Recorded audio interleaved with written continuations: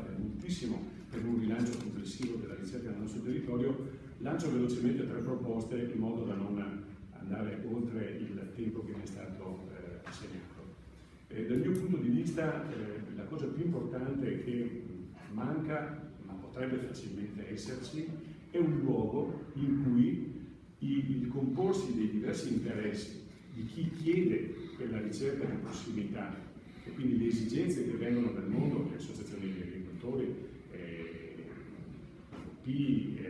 tutte le altre, i consorzi di tutela, cioè ovunque si sentano delle esigenze. Abbiamo letto tutti, solo per restare qui nel Veronese, negli ultimi anni i problemi legati alla crisi del kiwi, o dall'altra parte la decadenza di certi settori della frutticoltura e la diagnosi è stata non c'è più stata innovazione varietale, eccetera, eccetera. Ecco, allora, prima cosa,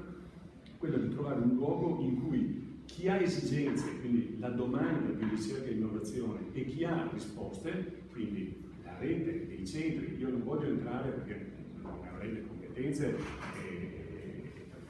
poi nessuno me l'ha mai chiesto, non voglio entrare sulle questioni che riguardano il mondo universitario, il mondo delle istituzioni di ricerca nazionale, CRA, CNR, eccetera, eccetera, su come potrebbero essere ricomposte nella nostra regione. Magari ho le mie idee, ma ne parliamo in un altro momento. Ma a me basterebbe solo che tra chi svolge attività di ricerca e chi dall'altra parte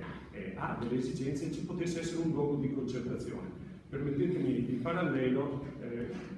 visto che il colore verde è già stato usato, perché ci verrebbe voglia di chiamarlo tavolo verde, un luogo dove ci si confronta sui temi della ricerca, perché come tavolo verde c'è già, è un luogo di concertazione tra le associazioni, le principali associazioni agricole e la regione sulle politiche agricole. Ecco, mi piacerebbe che ci fosse un tavolino verde, quantomeno a fianco, dentro magari il tavolo verde, però in cui ci fosse un luogo istituzionalizzato dove la regione